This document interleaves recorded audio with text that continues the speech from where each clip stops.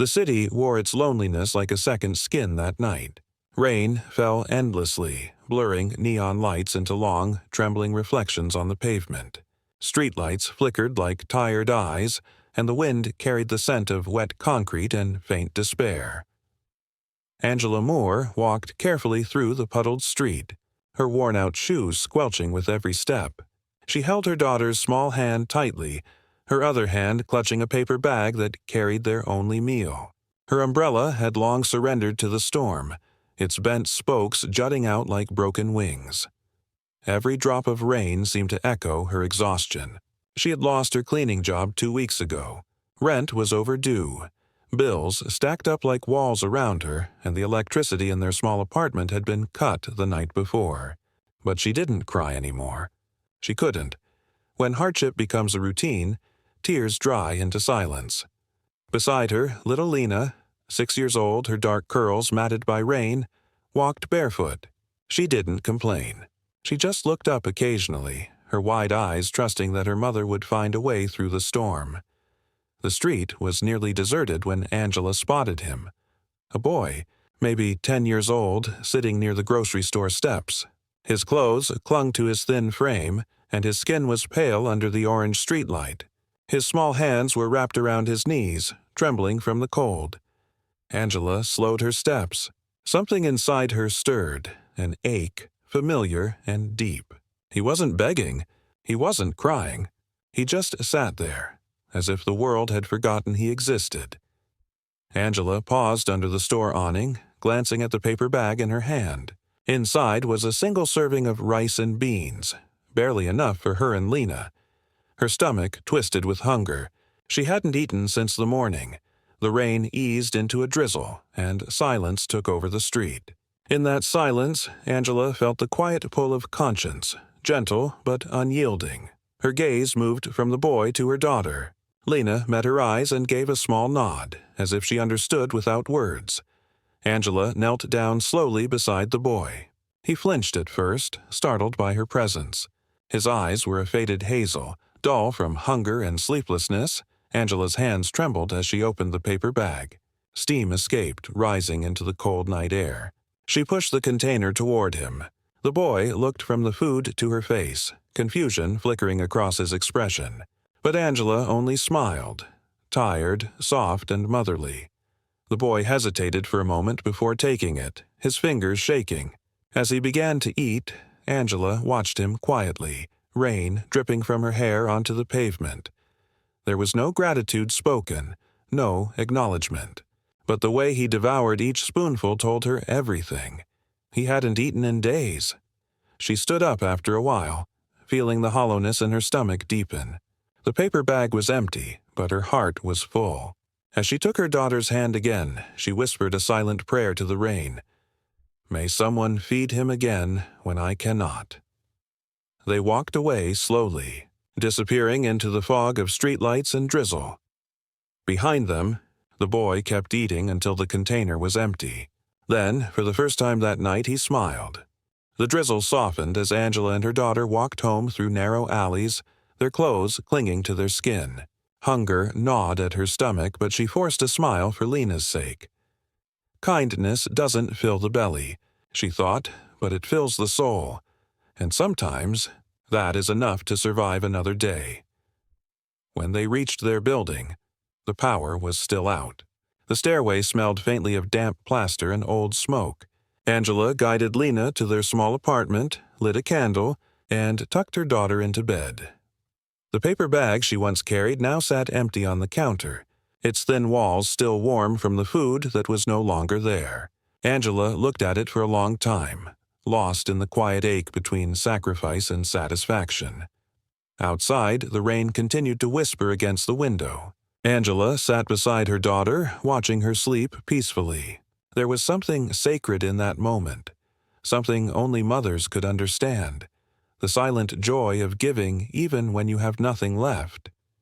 She whispered into the darkness, "If that boy survives tonight, that will be enough."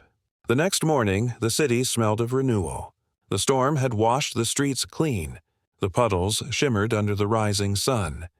Angela walked back toward the grocery store, carrying a small sandwich she'd managed to prepare from what little bread remained. She hoped to find the boy again, to make sure he was all right, but when she reached the spot, he was gone. The steps were empty, wet, and quiet. Only the faint marks of small feet remained in the dust near the curb. Her heart sank. She searched the nearby alleyways, peering behind garbage bins and staircases, but there was nothing. Only silence and the distant sound of traffic. Then she saw it. Beside the place where the boy had sat lay the same food container, washed clean by the rain. Inside it, folded neatly, was a wet napkin with faint handwriting on it. It read, "Thank you." The letters were shaky, as though written by a hand unfamiliar with paper. Angela's lips parted slightly, her eyes welling with tears she hadn't allowed herself to shed for months. She pressed the note to her chest and whispered, "You're welcome." In that moment, she didn't know she was speaking into the future. Weeks turned into months. Kindness didn't bring fortune, and prayers often echoed without reply. But Angela never stopped working, never stopped believing. She took temporary cleaning jobs, sometimes overnight shifts at local offices. She sold old clothes in street markets. Her hands grew calloused, her eyes tired, but she kept moving. Some days, hunger followed her like a shadow. Other days, exhaustion did. Still, she found moments to laugh with Lena, to tell stories about brave women who turned struggle into strength. But in truth, Angela often wondered if anyone saw her. The world seemed blind to quiet kindness. Then, one winter evening, she returned home to find an eviction notice taped to her door. The bold red letters cut through her heart like glass. She sat on the floor beside the door, the notice trembling in her hand. For a long while, she didn't move. The candle flickered nearby, its flame bending in the draft. And in that light, she remembered the boy. The thank you note, the fragile handwriting, the silent gratitude. A faint smile crossed her face. "Maybe he's all right," she whispered. It was enough to make her stand up again. Even when the world gave nothing back, she continued to give. Her time, her love, her faith. Because Angela believed that somewhere, somehow, kindness always found its way home. 7 years drifted by like pages turned by an unseen wind. The rainstorms came and went, but Angela's spirit remained unbroken. Her hair had grown longer and streaked faintly with silver, yet her eyes still carried the same quiet light that once shone through hunger and hardship. The small apartment she now lived in wasn't much, but it was home. Its cracked walls were covered with her daughter's drawings. Bright suns, smiling faces, and hopeful words scribbled in crayon. Lena had grown into a graceful 13-year-old, sharp-minded and tender-hearted, much like her mother. She often studied late into the night, promising herself she'd one day make life easier for both of them. Angela still worked cleaning offices at night and sometimes helped in a nearby diner during mornings. The pay was never enough, but she had learned to stretch every dollar into dignity. Then, one quiet morning, as sunlight filtered through the thin curtains, Angela sat at their small kitchen table sipping weak coffee from a chipped mug. She unfolded the local newspaper, and her eyes caught an ad. Administrative assistant needed. Brooks and Stanton Enterprises. Competitive salary. Apply within. Her breath caught for a moment. It wasn't just a job, it was stability, maybe even hope. She reread the ad several times, tracing the bold letters with her fingertip. Something inside her urged her forward. It had been years since she dared to apply for something that felt out of reach. But this time felt different. Angela looked over at Lena, who was humming softly while packing her school bag. She smiled. "Maybe it's time," she whispered to herself. That evening, after her shift, she washed her only formal blouse, pale cream with faded seams, and hung it carefully by the window. She ironed it by candlelight, pressing out wrinkles like she was smoothing the creases in her own life. When the morning came, sunlight poured into the room, and Angela felt something she hadn't felt in years. Anticipation. It wasn't just another day, it was the day the universe might finally listen. The next morning, Angela stood across the street from the towering glass building of Brooks and Stanton Enterprises. It rose like a monument to ambition, gleaming, confident, untouchable. She felt small standing before it, her reflection wavering in the glass doors.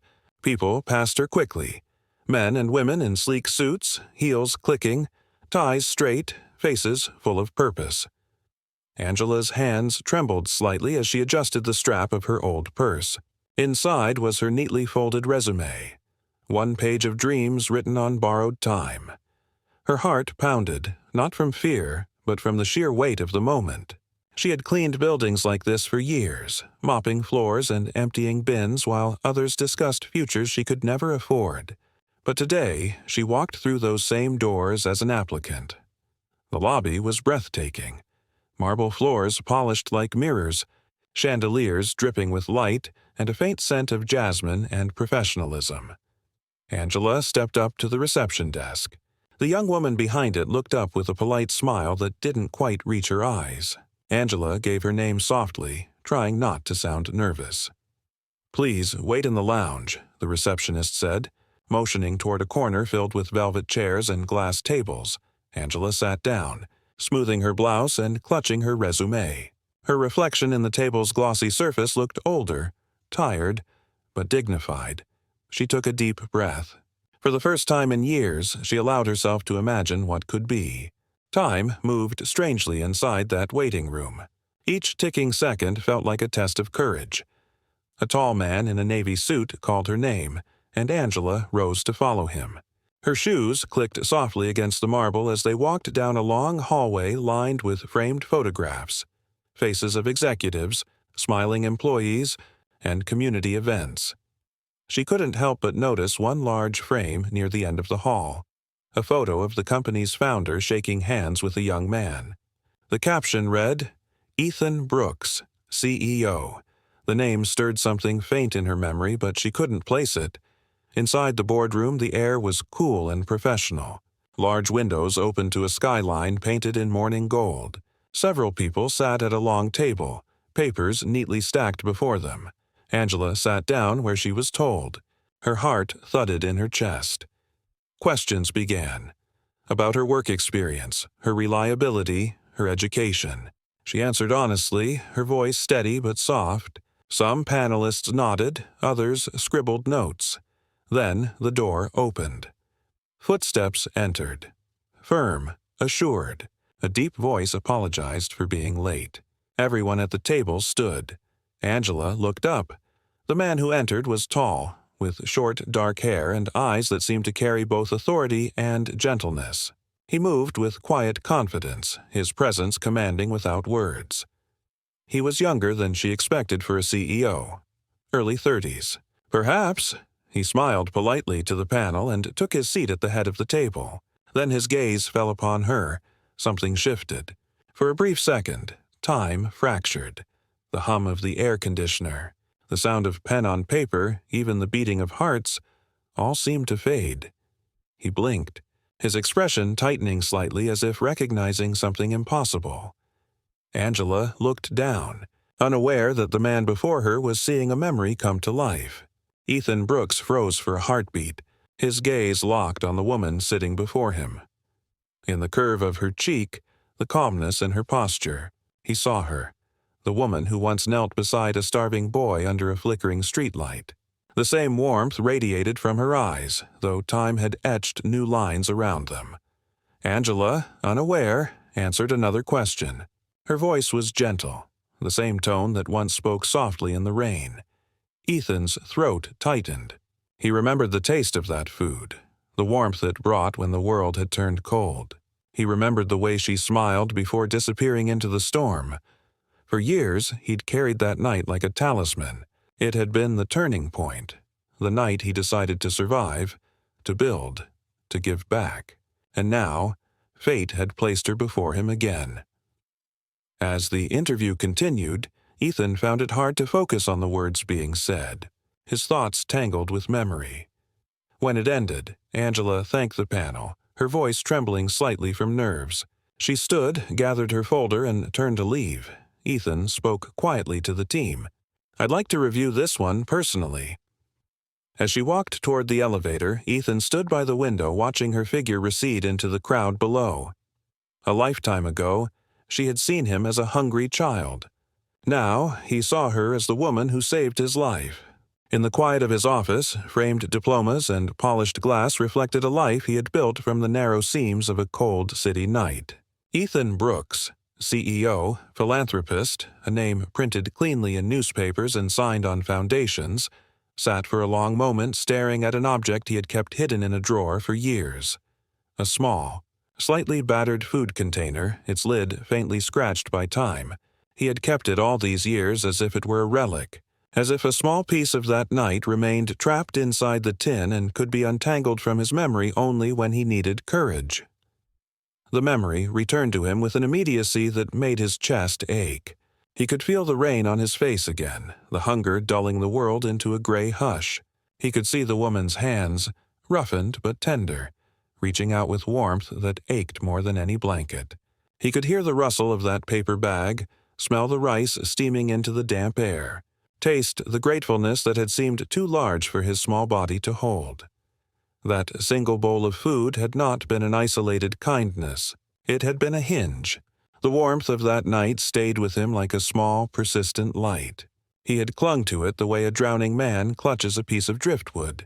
When he found an old book on the steps of a library and devoured its lines by dim bus-stop lights, he often replayed the woman's face.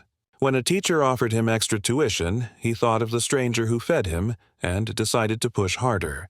When scholarships opened a sliver of door, he pushed through with a stubbornness that felt like gratitude turned into action. Years of hunger taught him to read the world for human kindness. Those who reach back when we fall leave an imprint deeper than any physical scar. He used that imprint to guide decisions. He gave to shelters, he mentored youth anonymously, he set up little funds that no one knew were under his name. He built businesses not to tower, but to create windows where none had been. Now, the present and the past braided together. The woman who had given him that small miracle of rice sat just a few floors below in a waiting room, hands folded over a resume that had once seemed as distant as the moon. He could have stood and remained silent, let fate move as it would. But the memory tugged him with a moral urgency that felt like a command. He had been given a life reprieve. Could he now give one in return? He imagined that rainy night from the child's perspective. The world muted, the sudden warmth like a star rising in a dark sky. He imagined the sheer astonishment of being offered food when the hands reaching out were tattered and unresolved.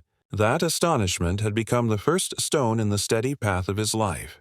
He had walked that path one careful step at a time, carrying her kindness like a lamp. Ethan stood and crossed the boardroom slowly. He traced the route that had once been a fantasy for a small boy and now was the landscape of a man with responsibilities. He had the power to change someone's landing. He also had the humility to know that not every person wanted charity. What they wanted was dignity and respect, a place to stand as themselves. He picked up his pen and prepared to change the arc of a life he'd never forgotten. In that moment he felt something fragile and enormous at once. The acknowledgement that one small act, given without expectation, had the power to bend the fate of two lives, hers and his, until they intersected again like rivers that had once separated. The receptionist called Angela back moments later. She walked into the boardroom with a braid of nerves and a folder that smelled faintly of starch and determination. The same light that had warmed Ethan's office washed over the long table and fell across faces that had judged her in quick, professional glances. When she stepped forward, the room seemed to hush in the way a held breath stretches thin and long. Ethan rose to greet her. He did not make a spectacle. He did not thunder with revelation. Instead, he approached with the sort of quiet that carried more weight than applause. When she looked up and met his eyes, confusion flickered in her expression like an honest ember. She was careful with her dignity. She had been careful all her life. "Angela," he said simply, using the name he'd read on her resume, the name that matched the one he had tied to a night that lived in his memory. "Please sit," she obeyed, fingers resting on the resume like a talisman. Somehow, the paper seemed inadequate to the life it represented. She had always been more than what words on a page could contain. strength disguised in gentleness, resilience shaped by necessity. Ethan spoke then, and his voice was steady, lined with a weight that had been carried across years.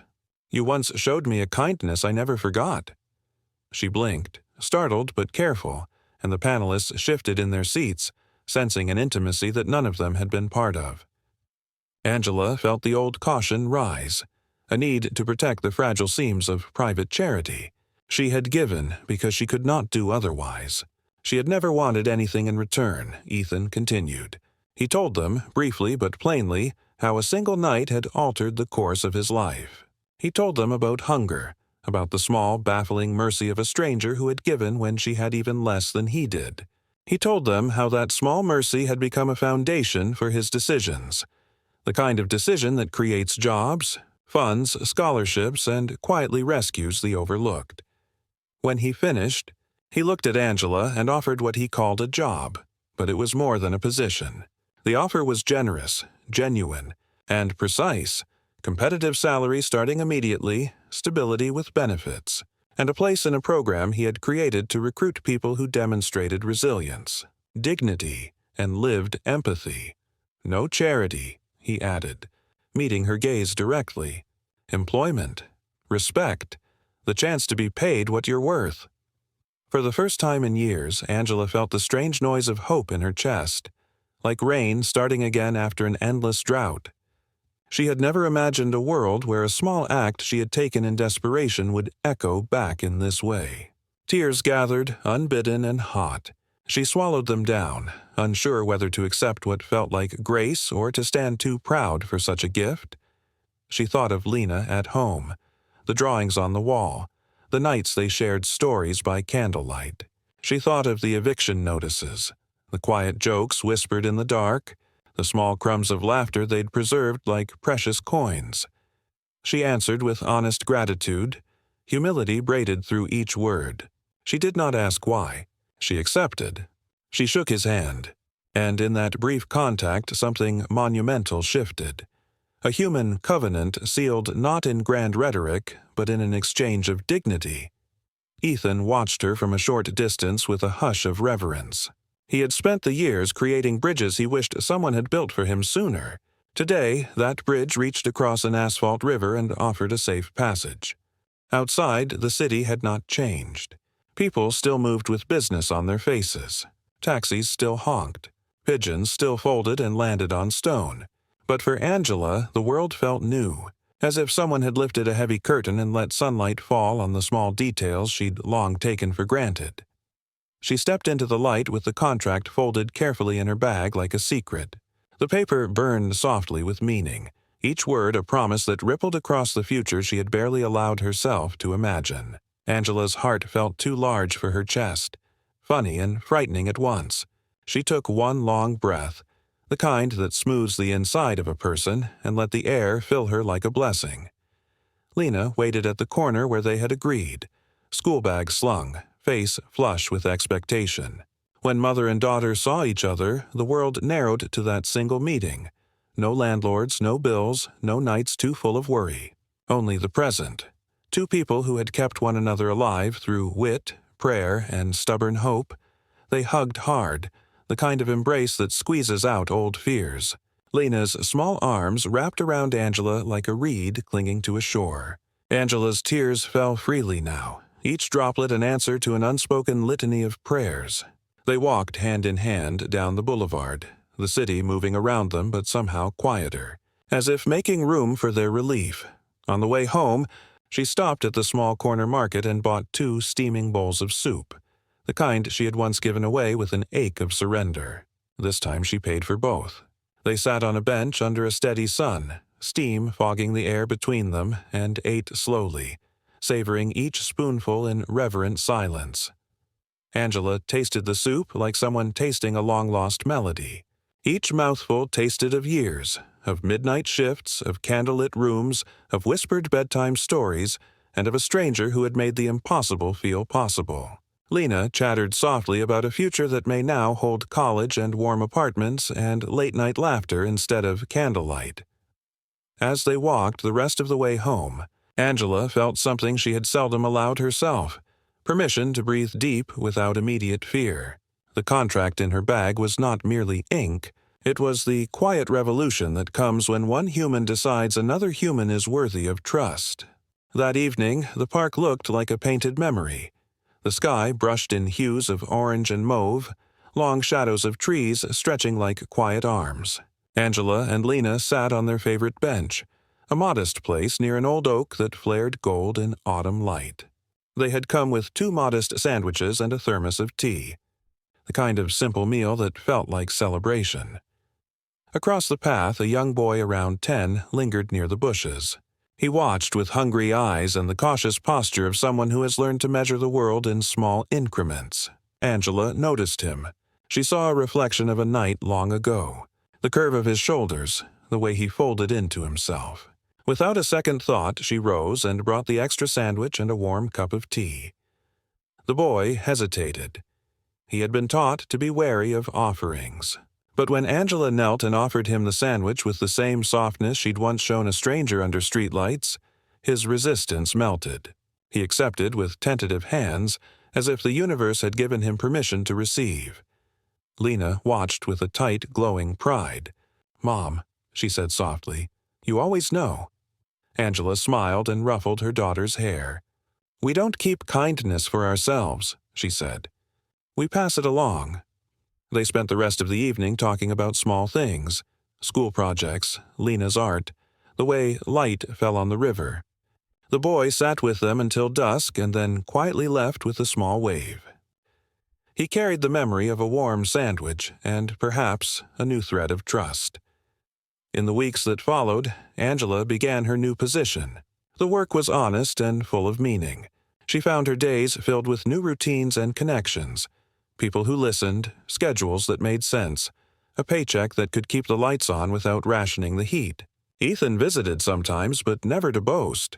He checked in as someone who remembered that the smallest gestures can return with enormous grace. Months later, she found a letter from him pinned to her desk. "For the boy who taught me to see. Thank you. I will try to make the world kinder because of you." The paper was tacked with a simple post-it and a note that made her heart expand in ways she could not have predicted. Life had not become perfect. Challenges remained. There were still bills and nights when worry came whispering. But there was a new steadiness, a sense that the universe could tilt toward mercy if people tended it with simple deeds. She reflected on the way the world had unfolded. A bowl given in a night of desperation. A life redirected, a grace returned not as alms, but as opportunity, and when Lena grew older, she asked, "Mom, why did you help that boy when we had so little?" Angela looked at her and answered without hesitation.